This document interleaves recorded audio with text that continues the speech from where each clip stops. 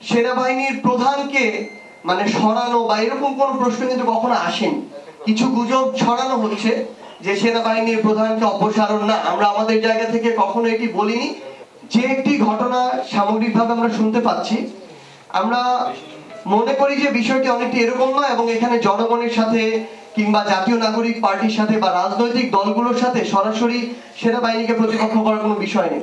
আমাদের যদি কোনো একটি নির্দিষ্ট প্রতিষ্ঠানকে নিয়ে কোনো একটি প্রশ্ন থাকে, মতামত থাকে, আমরা সেটি করব এবং যৌক্তিক আলোচনা সমালোচনা হবে। কিন্তু সবচেয়ে গুরুত্বপূর্ণ হচ্ছে কখনো আমরা এই অভ্যুত্থানের পক্ষের যারা শক্তি ছিলাম তারা আমরা কখনো এই বিষয়গুলোতে মুখোমুখি অবস্থানে কখনোই দাঁড়াবো না। এবং আমরা মনে করি যে সেনাবাহিনী আগামীতেও তাদের প্রতি আমাদের যে শ্রদ্ধাবোধের জায়গাটি সেটি ধরে রাখবে এবং এখানে সেনাবাহিনীর প্রধানকে মানে সরানো বা এরকম কোন প্রশ্ন কিন্তু কখনো আসেনি। কিছু গুজব ছড়ানো হচ্ছে যে সেনাবাহিনীর প্রধানকে অপসারণ না, আমরা আমাদের জায়গা থেকে কখনো এটি বলিনি এবং আমরা মনে করি এই অবস্থাও তৈরি হয়নি এবং আমরা এই অবস্থা যেন তৈরি না হয় নির্বাচনের পূর্ব পর্যন্ত সেটি আমরা প্রত্যাশা করি। বাংলাদেশ সেনাবাহিনীর সাথে প্রতিষ্ঠান হিসেবে রাজনৈতিক দলগুলোর এবং আমাদের যে শ্রদ্ধাশীল যে সম্পর্ক, আমরা চাই সেই সম্পর্কটি সবসময় ছিল, আছে এবং আগামীতেও থাকবে।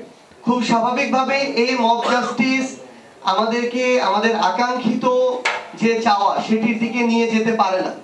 কারণ দিন শেষে আমরা যদি আমাদের সুষ্ঠু বিচার ব্যবস্থা চাই, আমরা চাই আমাদের বিচার ব্যবস্থা, আইন শৃঙ্খলা রক্ষাকারী বাহিনী আইনানুগভাবে তাদের ফাংশনগুলো করুক, আবার একই দিকে আমরা যদি মব জাস্টিসের এই বিষয়টি কেউ করে তাহলে দুইটা কিন্তু সাংঘর্ষিক হয়ে যায়।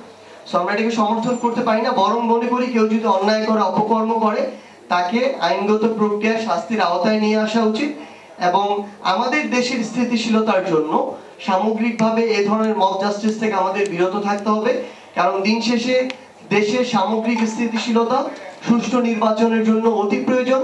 আমরা সবাই, অন্তর্বর্তীকালীন সরকার বলেছে, বিএনপি তাদের পক্ষ থেকে বলেছে, জামায়াত সহ অন্যান্য রাজনৈতিক দলগুলো বলেছে, আমরা আমাদের জায়গা থেকে জাতীয় নাগরিক পার্টির পক্ষ থেকে বলেছি যে অন্তর্বর্তীকালীন সরকার যদি ডিসেম্বর, জানুয়ারি, ফেব্রুয়ারির মধ্যে এই ইলেকশনটি করার মতো আয়োজন করতে পারে আমাদের এক্ষেত্রে কোনো দ্বিমত থাকবে না, বরং ওই সময়টা ফিক্স করা হোক এবং সেটাকে সামনে রেখে আমরা সকল ক্রিয়াশীল রাজনৈতিক দল ঐক্যবদ্ধ হই।